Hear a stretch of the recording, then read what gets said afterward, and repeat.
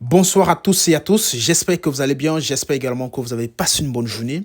En tout cas, très content de vous retrouver ce soir pour vous livrer l'intégralité des conférences de presse d'avant-match d'Hansi Flick, coach du FC Barcelone, et Ernesto Valverde, coach d'Atlético Bilbao, à la veille de ce demi-finale titanesque de Super Coupe d'Espagne 2025 qui oppose donc demain, 20h, le FC Barcelone à Atlético Bilbao à Jeddah, en Arabie Saoudite. Avant de commencer, laissez-moi d'abord vous remercier pour votre force que vous me donnez à travers vos likes, vos partages, vos commentaires et également vos abonnements. N'hésitez pas à le faire, à vous abonner si cela n'est pas encore fait. Abonnez-vous et à partager la vidéo après l'avoir regardée. Alors, comme de tradition, à la veille du match, les deux coachs sont donc respectivement livrés chacun à une conférence de presse durant laquelle plusieurs questions leur ont été posées par des journalistes. Donc, voici l'intégralité. Commençons d'abord par la conférence de presse d'Ernesto Valverde avant de continuer, poursuivre avec la conférence de presse d'Hansi Flick.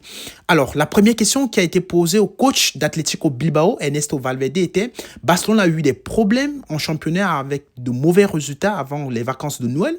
À quelle version pouvez-vous vous attendre demain? Comment voyez-vous Barcelone évoluer sous la direction d'Hansi Flick? Et pensez-vous que l'absence de Dani Olmo représente pour vous un petit avantage ?»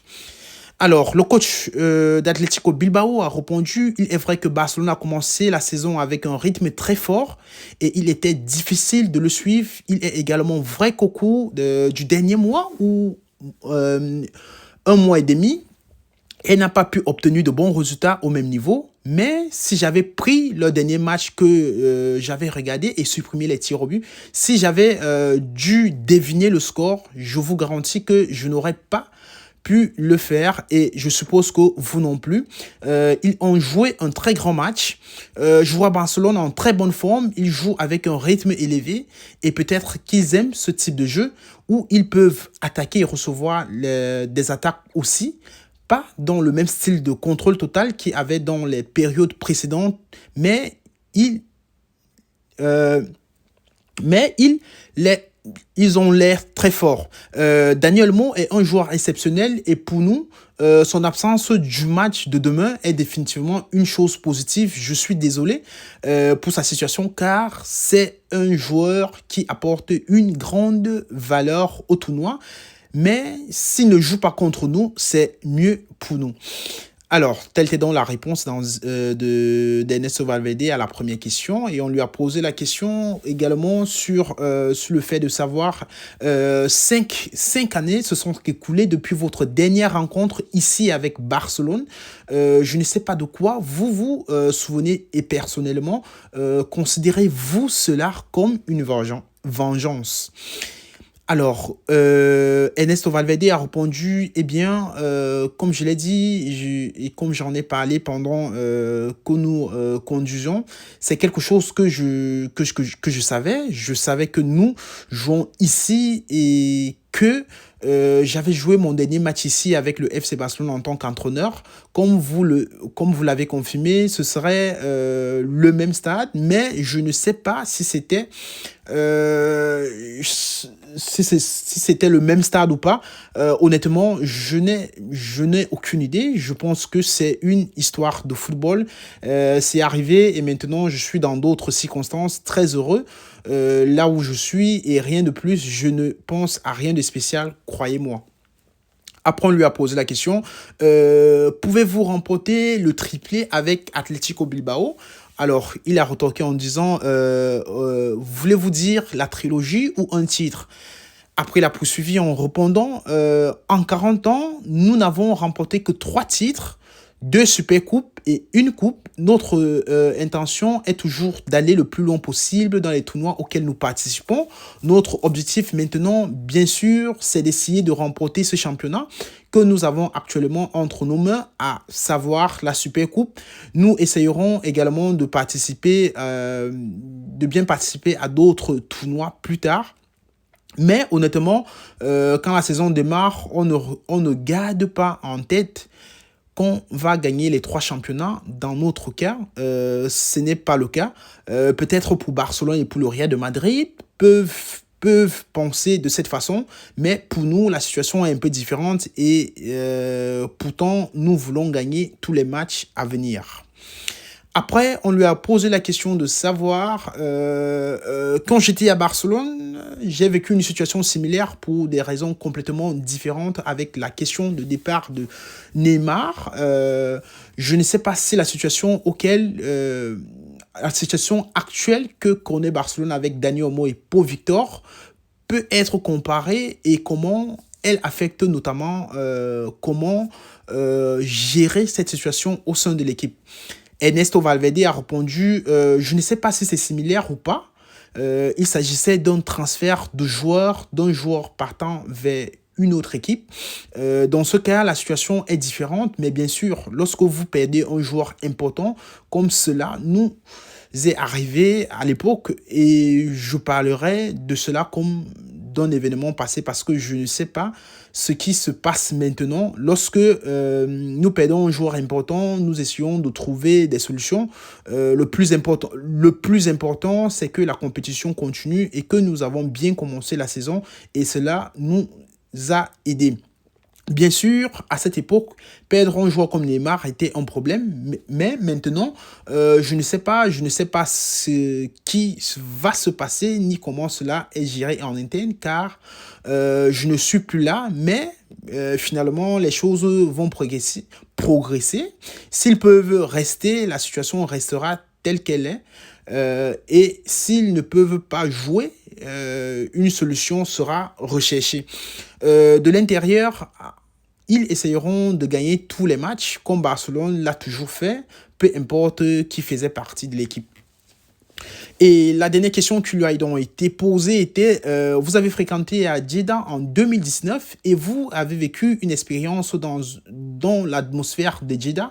Quel message souhaitez-vous faire passer aux joueurs sur le stade et l'ambiance en général? Ernesto Valverde a répondu bien, pour le moment, nous n'avons pas vu grand-chose, mais nous savons que le stade sera rempli de supporters. J'ai joué mon dernier match ici pour Barcelone. Il y avait une superbe ambiance. J'ai l'impression qu'il y aura beaucoup plus de supporters de Barcelone que les nôtres. C'est sûr, car Barcelone et le Real Madrid ont une très grande influence ici en Arabie Saoudite. J'espère que tout le monde s'amusera et que nous pourrons faire un bon match. Tel était donc l'essentiel de la conférence de presse d'Ernesto Valverde, coach d'Atlético Bilbao.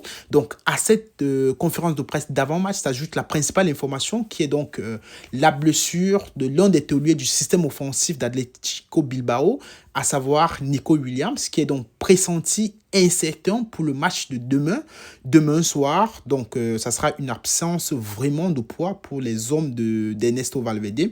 Donc, poursuivons donc avec la conférence de presse d'avant-match d'Hansi Flick. Alors, entrons tout de suite avec la première question qui lui a été posée. Elle était donc, à quel genre de match vous vous attendez demain? Pensez-vous qu'il ressemblera à celui que vous avez disputé en août?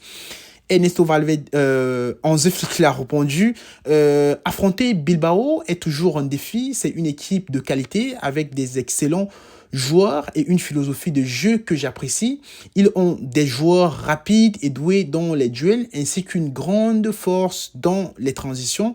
Ce sera un match intéressant pour nous, une belle occasion de progresser et c'est ce que nous avons cherché à faire. Après, on lui a posé la question, après une série de mauvais résultats avant la pause, à quel point serait-il crucial pour l'équipe de remporter le premier trophée de la saison pour regagner la confiance? Il a répondu, je crois que toutes les équipes ici présentes ont pour objectif de décrocher ce titre. C'est un accomplissement positif pour chaque club et c'est aussi notre ambition. Malgré la défaite contre Atlético Madrid, notre performance était de haut niveau. Nous voulons nous appuyer sur ce que nous avons bien fait lors de ce match pour avancer avec confiance vers celui de demain. Ensuite, on lui a posé la question, Dani Olmo et Pau Victor pourraient-ils participer à cette super coupe, Il a répondu, Hansi Flick a répondu, nous le saurons probablement demain, tout dépend du résultat. Pour l'instant, il faut simplement patienter et se concentrer sur le fait de gagner ce match. Et après, on lui a posé la question, la situation actuelle avec les difficultés met-elle l'équipe dans une position délicate et influence-t-elle l'ambiance du vestiaire? Hansi Flick a répondu, la réalité est ce qu'elle est.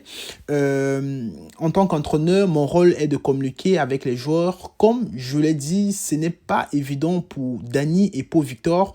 L'idéal serait que tout le monde soit disponible pour jouer. Pau a beaucoup progressé ces derniers mois et Dani est un joueur extraordinaire capable de changer le cours d'un match à lui seul. Sa présence nous manquera, mais ces moments difficiles peuvent aussi renforcer la cohésion de l'équipe. Nous devons nous battre ensemble, montrer notre unité sur le terrain et prouver que nous sommes une vraie équipe. Ensuite, on lui a posé la question, pensez-vous que les incertitudes actuelles autour du club pourraient dissuader de futurs joueurs de signer pour le FC Barcelone? Hansi Flick a répondu, je ne saurais dire, mais j'ai une grande confiance en ce club car j'ai découvert tout ce qui compose le FC Barcelone, son fonctionnement, sa grandeur, la capacité de l'équipe, la qualité de l'équipe et des gens qui y travaillent. J'ai su que je voulais m'engager ici, travailler dans cet environnement est fantastique. La question d'après était donc, Lamine Yamal sera-t-il prêt à débuter demain? Hansi Flick a répondu, il a participé à plusieurs séances d'entraînement ces derniers jours. Il est prêt et pourrait effectivement jouer demain. La question d'après était donc, quelles sont vos premières impressions en Arabie Saoudite et l'accueil des supporters? Hansi Flick a répondu, nous sommes arrivés tard hier soir, autour de 22 heures. Après cela, nous avons mangé et nous nous sommes reposés. Aujourd'hui, nous avons passé la majeure partie de la journée à l'hôtel, mais il est évident que les gens ici aiment le football et connaissent les joueurs. C'est quelque chose de beau à observer. Ensuite, on lui a posé la question, cette semaine a été marquée par des discussions hors du terrain. Que représenterait pour vous une victoire en Supercoupe? Apporterait-elle plus de calme, de sérénité ou de satisfaction? Hansi Flick a répondu, l'équipe est pleinement prête pour cette compétition. Une demi-finale face à Bilbao est toujours un défi et notre attention est entièrement tournée vers ce match sans penser à ce qui pourrait suivre. C'est la meilleure approche. Gagner un titre est toujours une bonne chose pour le club, les joueurs, le staff et toutes les personnes qui travaillent dur au quotidien. Ce serait une récompense méritée pour tout le monde. Attendons de voir ce qui se passera. Et la dernière question qui a donc été posée en Hansi Flick était, sachant que Nico Williams s'est blessé, cela influence-t-il votre préparation ou vos plans pour le match de demain? Hansi Flick a répondu, je n'étais pas au courant, merci pour cette information, en rien. Mais leur équipe reste forte, ce n'est pas une question d'un seul joueur, mais de collectif. Cela ne change pas notre préparation.